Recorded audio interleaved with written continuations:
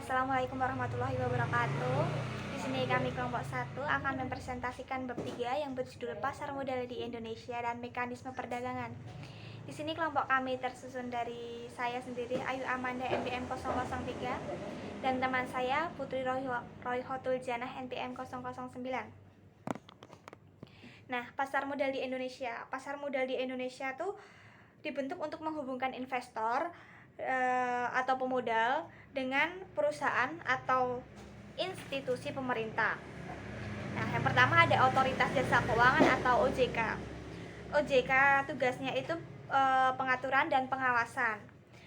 Pengaturan dan pengawasan terhadap kegiatan jasa keuangan di bank, pasar modal, perasuransian, dana pensiun, terus lembaga pembiayaan, dan lembaga jasa keuangan lainnya.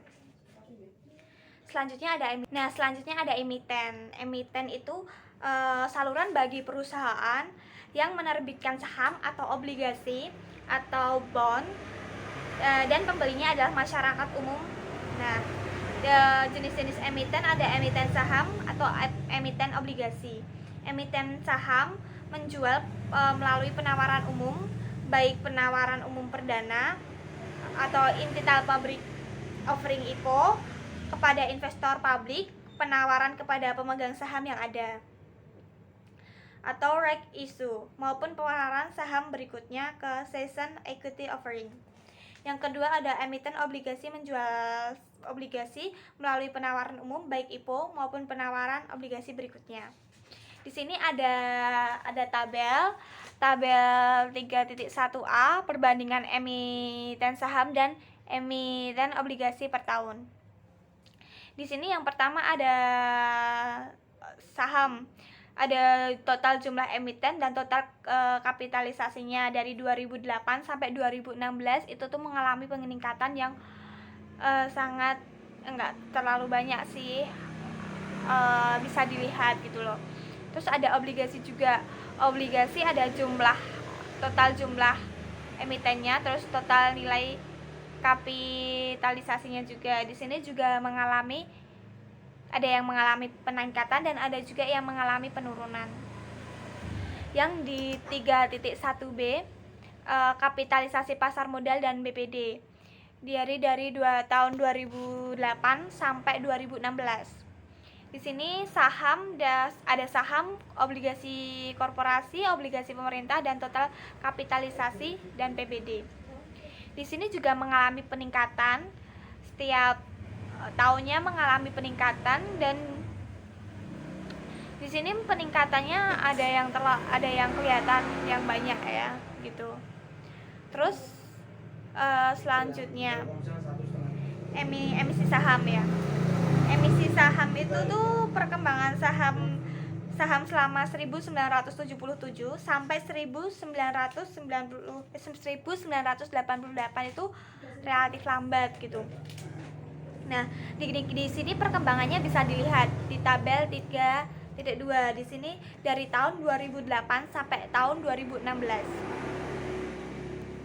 Nah, ini dari tahun 2008 sampai tahun 2016. Di sini indeks harga sahamnya juga mengalami kenaikan, terus tercatatnya juga mengalami kenaikan yaitu ya.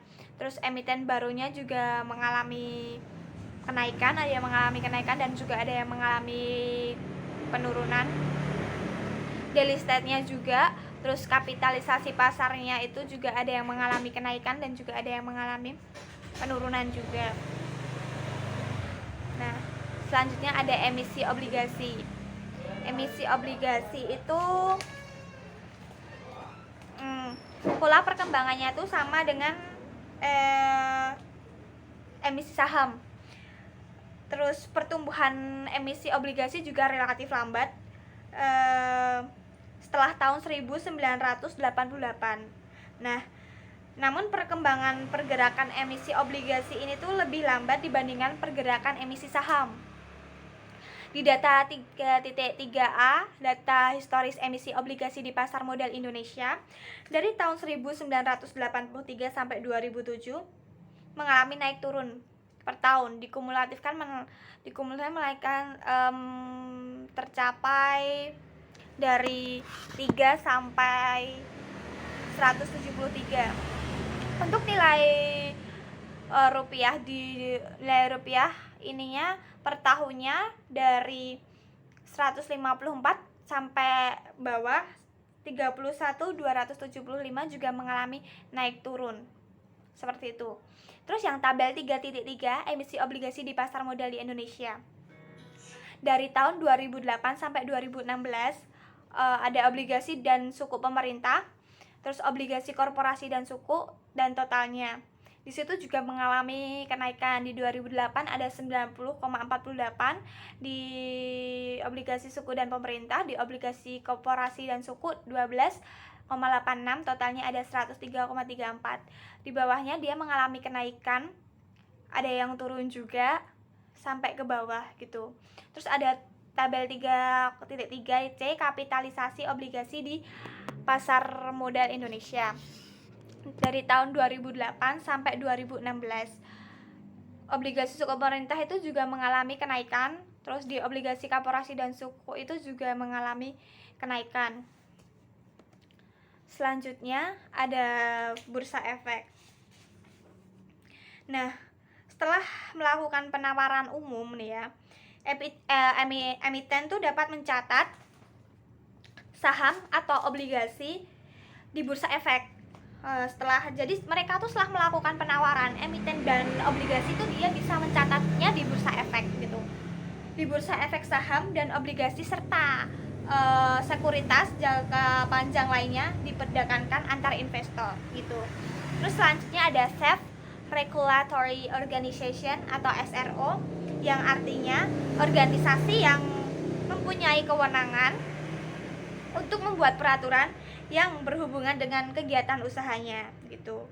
Ada 2 SRO. Yang pertama Lembaga Clearing dan Penjaminan atau LKP. Yang kedua ada Lembaga Penyimpanan dan Penyelesaian atau LPP. Selanjutnya ada perusahaan efek. Perusahaan efek atau bisa disebut dengan perusahaan sekuritas atau security companies. Itu tuh perusahaan yang memiliki satu atau gabungan 3 kegiatan. Dari contohnya kayak penjamin emisi efek, terus perantara pedagang efek, terus manajer investasi. Nah, 3 itu. Terus selanjutnya ada lembaga penunjang pasar modal. Ada 5 lembaga yang menunjang pasar modal. Yang pertama ada Biro Administrasi Efek atau Security Administration Bureau. Terus yang kedua ada kustodian. Kustodian itu tuh pihak yang memberikan jasa penitipan efek dan harta lain berkaitan dengan efek serta jasa lain gitu, termasuk kayak dividen, bunga, terus hak-hak lainnya. Terus ada wali amanat. Wali amanat atau trust adalah pihak yang mewakili kepentingan pemegang efek bersifat utang. Nah, pada pertengahan 2015 OJK melaporkan ada 1 wali amanat di BEI. Terus selanjutnya ada penasihat investasi. Penasihat investasi adalah pihak yang memberi nasihat kepada pihak lain mengenai penjualan atau pembelian efek gitu. Terus ada pemeringkat efek. Pemeringkat efek itu merupakan lembaga yang dapat menjembatani kesenjangan informasi antara emiten dan investor dengan menyediakan informasi standar atas tingkat risiko kredit dari suatu perusahaan gitu. Terus ada profesi penunjang pasar modal. Profesi penunjang pasar modal itu mempunyai tanggung jawab yang besar gitu loh, terutama dalam membantu emiten dan proses emisinya.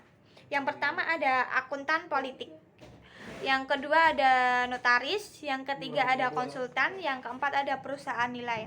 Di sini di tabel 3.4 perkembangan tenaga profesi penunjang pasar modal dari tahun 2015 dan 2016. Di sini mengalami naik turun juga ya perkembangannya, enggak selalu naik dan juga enggak selalu turun. Di sini ada yang turun banyak sekali dari 175 sampai 22 di Bank Konstudian gitu.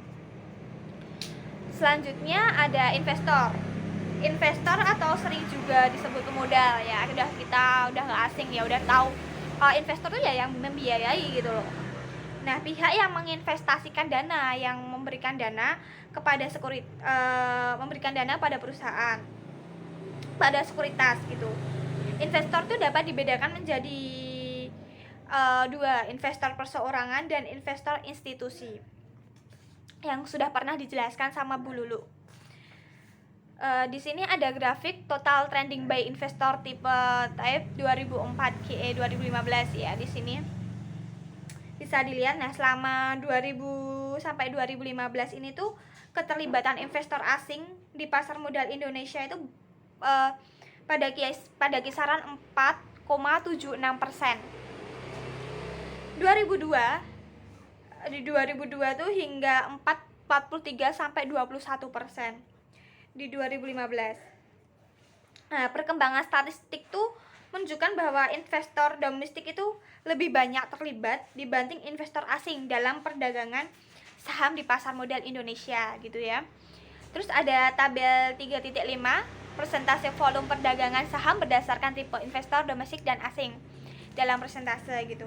Nah, pada sisi lain gambar pada gambar-gambar itu tuh menunjukkan transaksi bersih investor asing berdasarkan volume dan nilai transaksi pada periode 26 sampai dengan 2005 April 2014. Di sini persentasenya dari 2000 tahun 2000 sampai 2016 domestik lebih banyak ya daripada asing. Jadi di sini tuh presentasinya emang domestik investor domestik itu lebih banyak daripada investor asing, karena mungkin peminatnya domestik juga lebih banyak begitu. Nah, ini ada tabel lagi ya. Ada grafik.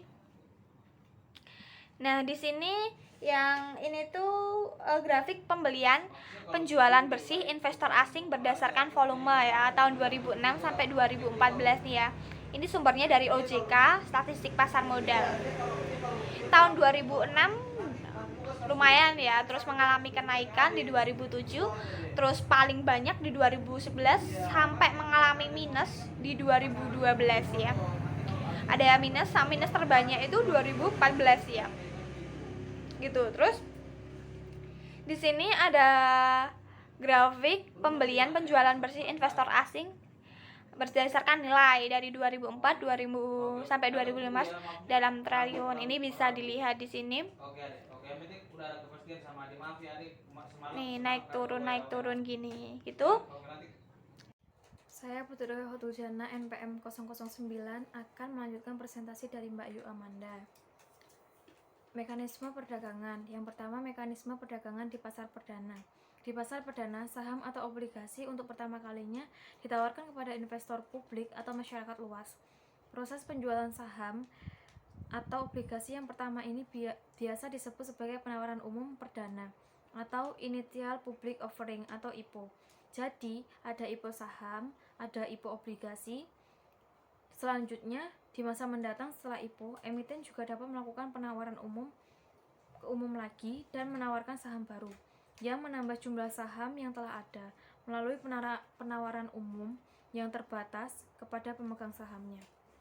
Kemudian yang kedua, mekanisme perdagangan di pasar sekunder. Pasar sekunder memberikan kesempatan kepada investor untuk membeli atau menjual saham atau obligasi serta berbagai jenis efek lainnya yang tercatat di bursa. Dengan demikian, hubungan yang terjadi di pasar sekunder adalah antar investor yang tidak melibatkan emiten. Kemudian, hubungan investor dan pialang atau broker. Satu cara untuk berinvestasi adalah calon investor membuka sebuah rekening atau akun pada suatu perantara pedagang efek atau pialang atau broker. Pada umumnya, para pialang dibedakan ke dalam 3 kelompok, yaitu full service brokers, debt discount brokers, dan discount brokers. Kemudian yang pertama ada margin. Investor dapat membeli sekuritas baik secara tunai maupun sebagai sebagian tunai dan sebagian pinjaman. Dengan menggunakan margin account, investor dapat membeli sekuritas secara kredit dengan meminjam uang dari pialangnya. Pembelian sekuritas seperti ini disebut pembelian margin atau margin purchase. Investor meminjam dana dari pialang dengan dibebani suatu tingkat bunga tertentu. Kemudian yang kedua ada short sellers. Short sellers adalah penjualan yang penjualnya sebenarnya tidak memiliki sekuritas yang dijualnya. Kemudian indeks pasar saham. Indeks pasar saham pada tabel 3.6a perkembangan indeks beberapa negara di dunia, yaitu ada negara Indonesia, Thailand, Filipina, Indonesia, Inggris, Amerika, dan lain sebagainya. Semua negara itu mengalami peningkatan atau penurunan. Seperti contohnya negara yang mengalami peningkatan indeks yaitu Korea Selatan, Jepang, dan Tiongkok. Pada tahun 2014 ke 2015 mengalami peningkatan.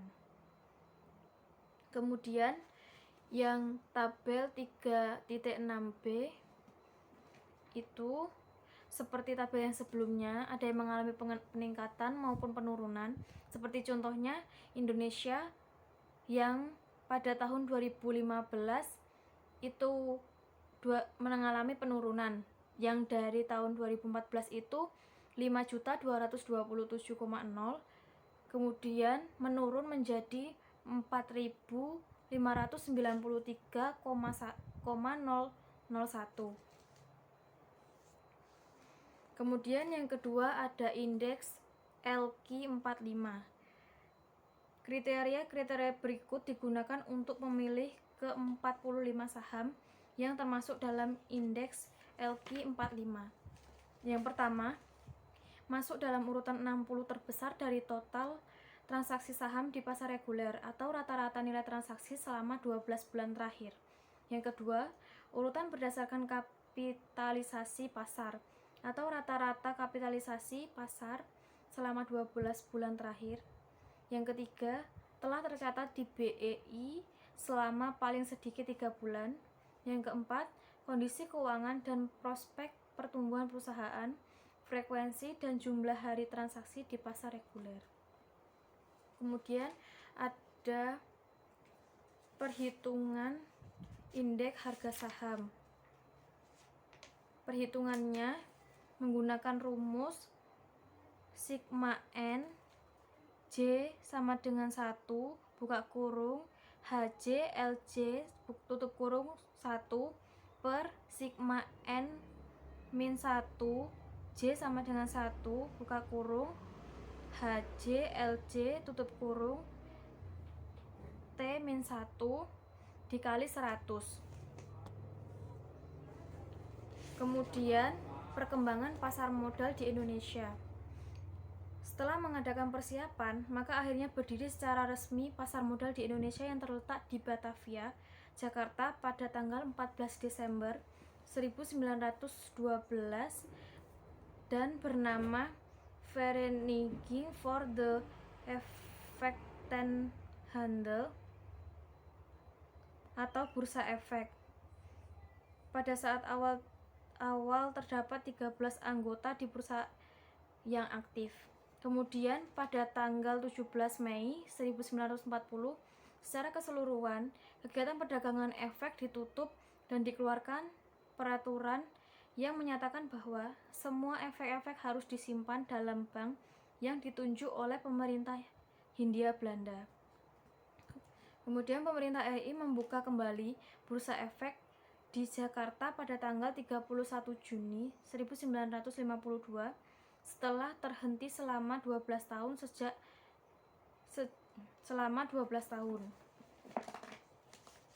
Kemudian pada tanggal 10 Agustus 1997 pasar modal diaktifkan kembali yang ditandai juga dengan beberapa perusahaan go public. Dan pada tahun 1997 pemerintah mengeluarkan paket September 1997 yang berisi tentang kebijakan pemerintah untuk menghapus penentuan batas maksimum pembelian saham oleh investor asing kecuali bagi saham-saham perbankan. Di sini saya Ayu Amanda NPM 003 mewakili teman saya akan menjelaskan kasus tentang di sini OJK ya berperan dalam perbankan. Jadi kan sekarang perbankan di Indonesia itu kekurangan sekali SDM di bidang digital, apalagi sekarang kita sudah di era 4.0. Nah, OJK ini tuh saat ini tuh ikut termasuk dalam mempersiapkan SDM yang unggul yang dibutuhkan industri jasa keuangan di era digital. Tujuannya untuk meningkatkan kesadaran dan kapasitas seiring dengan pemanfaatnya bisnis yang dinamis. Terus OJK juga menginginkan SDM di industri jasa keuangan berdaya saing. Selain itu dia juga ingin mengisi celah kesenjangan antara sistem pendidikan yang ada saat ini dengan kebutuhan industri. Diterapkan di pelatihan, sementara itu terkait dengan teknik atau sistem digital diperuntukkan bagi para pekerja agar bisa memahami alat dan perangkat keras maupun perangkat lunak. Blueprint yang dibuat OJK ini nantinya akan diterapkan lewat berbagai pendidikan dan pelatihan. Jadi kan sekarang penting banget nih digital. Kita sekarang apa-apa digital, apalagi di masa pandemi ini. Kita transaksi penjualan itu meminimkan sekali dengan uang karena penyebaran corona, penyebaran virus itu dia terutama di uang. Karena uang itu disentuh orang banyak dan belum tentu itu bersih juga. Jadi kita harus melek tentang digital. Jadi OJK itu menggambarkan ikut sertakan bagaimana kita menciptakan SDM yang unggul yang kita paham akan kemajuan digital. Begitu kurang lebihnya kelompok kami, mohon maaf jika ada kurangnya kelompok kami, mohon maaf. Kami undur diri, nanti jika ada yang bertanya langsung komen saja. Terima kasih. Wassalamualaikum warahmatullahi wabarakatuh.